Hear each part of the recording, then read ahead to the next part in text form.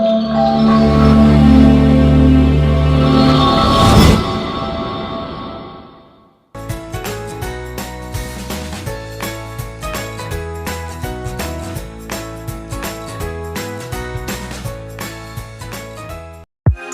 बच्चों, welcome to our channel जिसका नाम है गोपाल शर्मा क्लासेस। बच्चों, आज जो हम करने वाले वो है इकोनॉमिक्स क्लास 11 से माइक्रो इकोनॉमिक्स का चैप्टर नंबर 5 जिसका नाम है थ्योरी ऑफ डिमांड।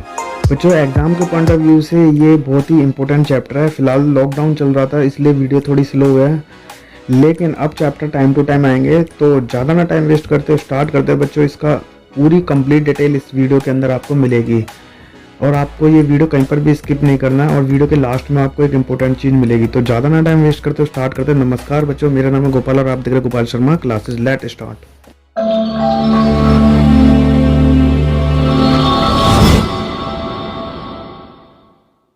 तो बच्चों, सबसे पहला क्वेश्चन बनता है वो है मांग से आप क्या समझते हो, या फिर what do you mean by demand. What do you mean by demand. तो स्टार्ट करते हैं बच्चों। बात करेंगे डिमांड की, तो याद रखना मांग किसे कहते हैं। याद रखना वस्तु की मांग से अभिप्राय हो क्या होता है। वस्तु की मांग से अभिप्राय होता है कि किसी भी वस्तु की एक निश्चित मात्रा को कोई भी उपभोक्ता उसके जो रेट है उस पर खरीदने के लिए तैयार है, उसे क्या बोलेंगे, मांग। दोबारा समझिए कि किसी भी वस्तु की कोई निश्चित मात्रा फिक्स क्वांटिटी को कोई भी कस्टमर अगर उसके जो रेट चल रहा है उस पर खरीदने के लिए तैयार है, मतलब उसकी जेब में पैसे भी हैं और वो मार्केट में चीज़ अवेलेबल भी है और वो खरीदने के लिए तैयार भी है, तो उसको वस्तु की मांग कहा जाएगा।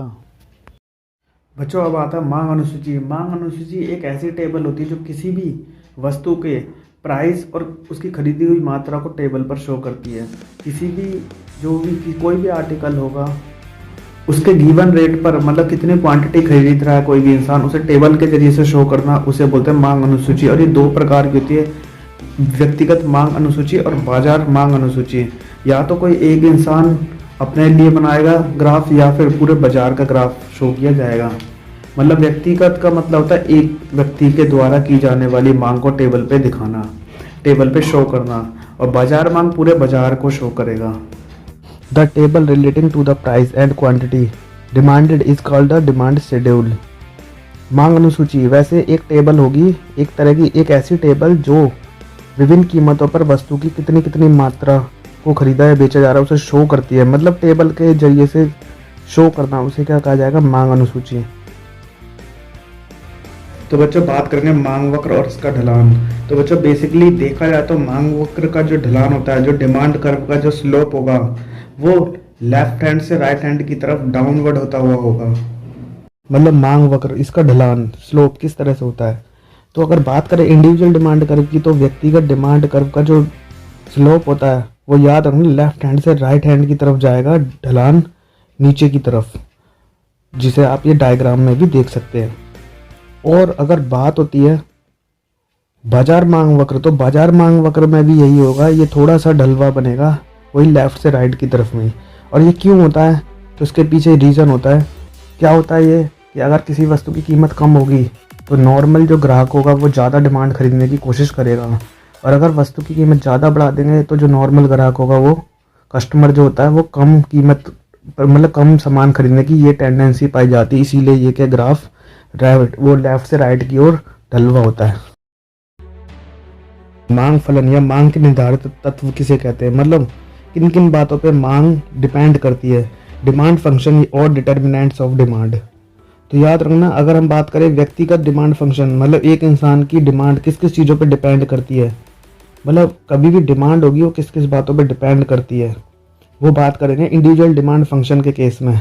तो एक तो होता है वस्तु की अपनी कीमत, ऑन प्राइस ऑफ कमोडिटी, क्योंकि कीमत पे ही डिपेंड करता है। अगर कीमत कम होगा तो लोग ज़्यादा खरीदेंगे और ज़्यादा कीमत होगा तो कम खरीदेंगे। और सेकंड वन है संबंधित वस्तुओं की कीमत। अगर रिलेटेड वस्तु होती है, जैसे अगर चाय की कीमत बढ़ती है तो लोग कॉफ़ी को पीना पसंद करेंगे, और अगर चीनी की रेट बढ़ते तो लोग क्या शक्कर या गुड़ की तरफ में शिफ्ट हो जाएंगे। तो ये संबंधित वस्तु की कीमत पर भी डिपेंड करता है। और संबंधित वस्तु कीमत दो प्रकार से होती है। सबसे मोस्ट इंपॉर्टेंट जिसे कहते हैं substitute goods and complementary goods, जिसे बोलेंगे प्रतिस्थापन वस्तु या पूरक वस्तु। प्रतिस्थापन वस्तु वे वस्तु होती है जिनका एक के स्थान पर प्रयोग किया जा सकता है। जैसे अगर चाय के रेट बढ़ेंगे तो लोग कॉफ़ी पीना पसंद करेंगे, या चीनी के रेट बढ़ गए तो लोग क्या गुड़ जैगरी जिसे कहते हैं वो इस्तेमाल में ले सकते हैं। अगर कोई बॉल पेन के रेट बढ़ते हैं तो लोग इंक पेन को यूज़ कर सकते हैं। तो ये होता है प्रतिस्थापन वस्तु, जो एक के स्थान पर दूसरी चीज़ों में यूज़ हो सकती है। और अगर पूरक वस्तु होती है, वह वे वस्तु होती है जब दो वस्तुएं मिलकर पूरी मांग को पूरा करती है किसी चीज़ की, जैसे पेन और इंक, क्योंकि इंक और पेन दोनों मिलकर ही एक डिमांड कंप्लीट करेंगे। या फिर ब्रेड के साथ बटर भी होना बहुत ज़रूरी होता है, तो दोनों मिलकर एक डिमांड पूरी करते हैं। या फिर कार और पेट्रोल। तो इस तरीके से क्या होता है, ये होती है पूरक वस्तु जो दोनों मिलकर एक मांग को पूरा करे। और प्रतिस्थापन वस्तु वे वस्तु होती है जब एक की कीमत बढ़ेगी तो लोग दूसरी तरफ शिफ्ट हो सकते हैं, या दूसरे की कीमत बढ़ेगी तो पहले पे शिफ्ट हो जाएंगे। तो ये क्या हो जाएगा, प्रतिस्थापन और पूरक में अंतर। बच्चों बहुत इंपॉर्टेंट है, जरूर आएगा, इसे आप बुक से भी पढ़ के कर सकते हैं। और बढ़ते आगे, प्रतिस्थापन पूरक के बाद आती है एक और है उपभोक्ता की आय। सबसे मेन फैक्टर उपभोक्ता की आय पे डिपेंड करता है कि वो किस तरह की वस्तुएं खरीदेगा। यहाँ पे दो बातें निकल के आती है। अगर उपभोक्ता की आय ज़्यादा है तो वो नॉर्मल वस्तुएं खरीदना पसंद करेगा, और अगर उसकी इनकम कम है तो वो इंफीरियर गुड्स निम्न कोटि की वस्तु खरीदना पसंद करेगा।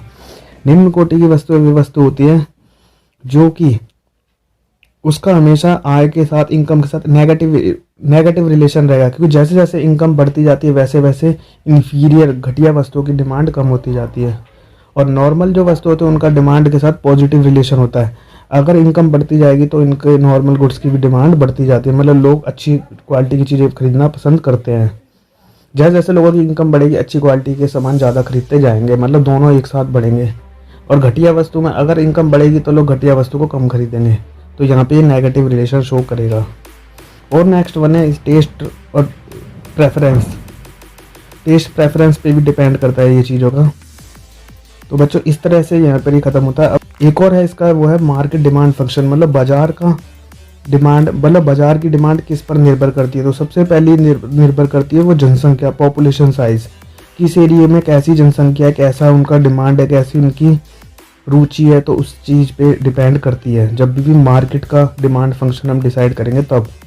और सेकंड वन आएगा इनकम और डिस्ट्रीब्यूशन ऑफ इनकम, आय का वितरण, मतलब अगर इन सबकी जो बाजार की स्टैंडर्ड ऑफ लिविंग इनकम अच्छा है तो वो ज़्यादा डिमांड करेंगे, और अगर इनकम पूरे बाजार की कम है तो वो कम डिमांड करेंगे। तो ये बाजार मांग फलन बेसिकली दो बातों पे डिपेंड करता है, जनसंख्या पर और इनकम पर, कि पॉपुलेशन साइज क्या है और डिस्ट्रीब्यूशन ऑफ इनकम कैसा है वहाँ पर।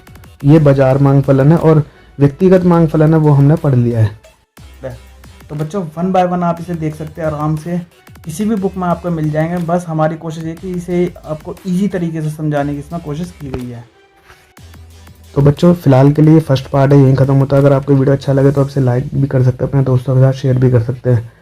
तो मिलेंगे नेक्स्ट वीडियो के साथ जो कि बहुत ही जल्दी आएगी। टिल देन हंसते रहिए, मुस्कुराते रहिए, देखते रहिए Gopal Sharma classes. Good bye.